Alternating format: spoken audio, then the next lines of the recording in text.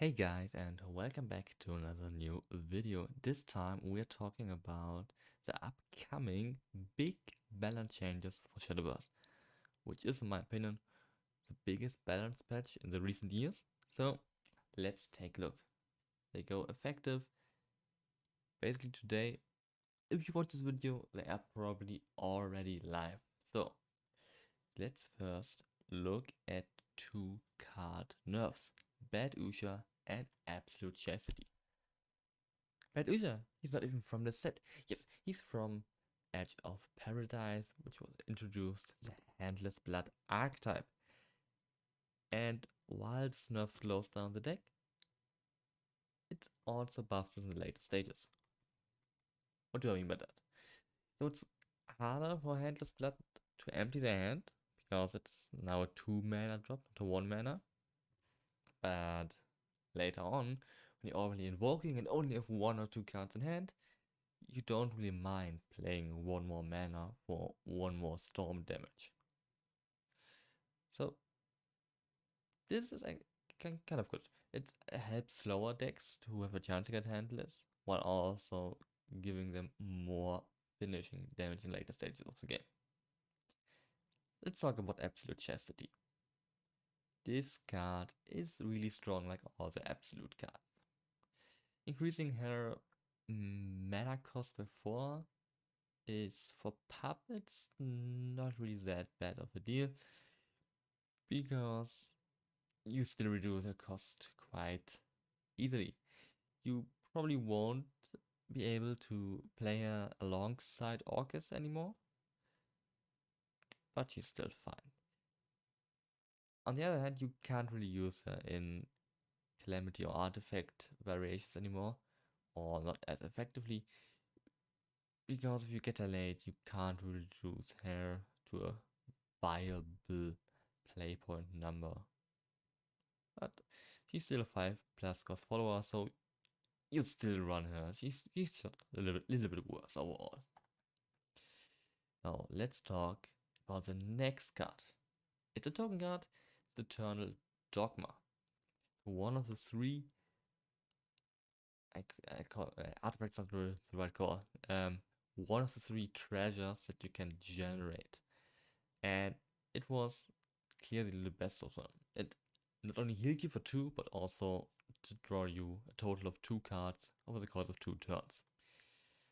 Sounds also fine being a phase shield or being just phase damage and board clear, but this one was way stronger.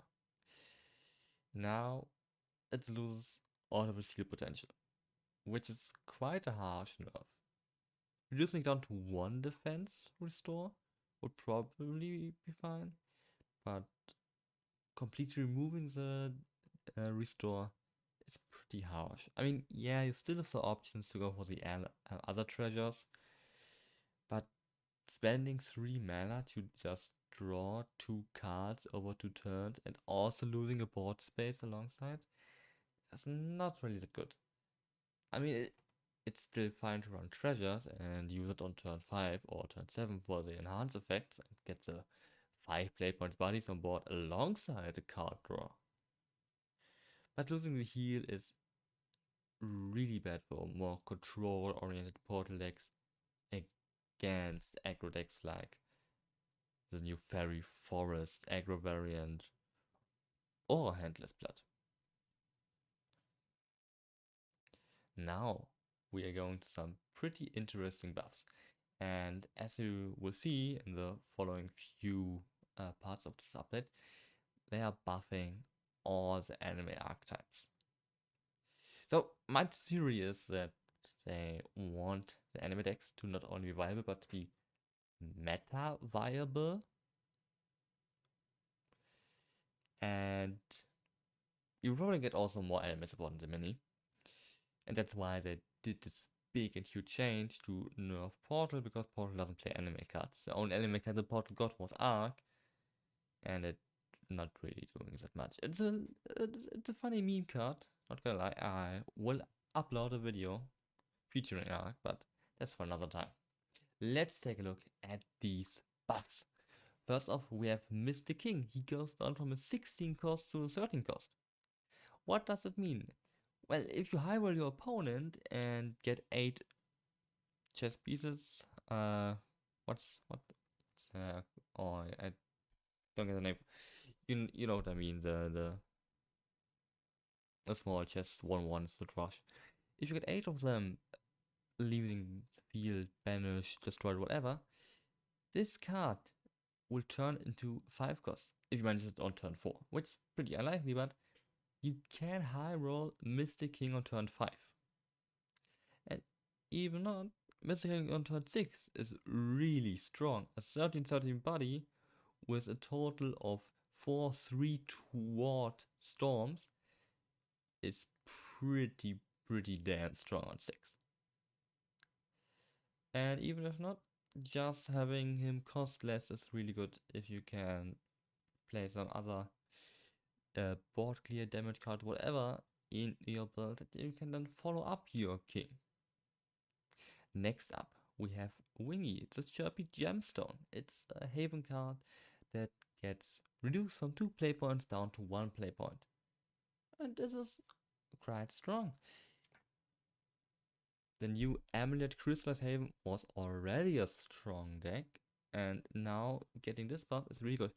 Also, quick spoiler alert, it's not the only buff that Crystallized Haven gets, so watch out for the next one. But before that, let's take a look at Hammerdragneov, the armed dragon craft card that will get buffed in this upcoming balance patch. And what does it do? Well, first of all, on fanfare, it now not only gains +1/+1 in storm, but gets +2/+2 in storm, which is just 1 more face damage, and on 1 defense doesn't really matter, but hey, it's also there.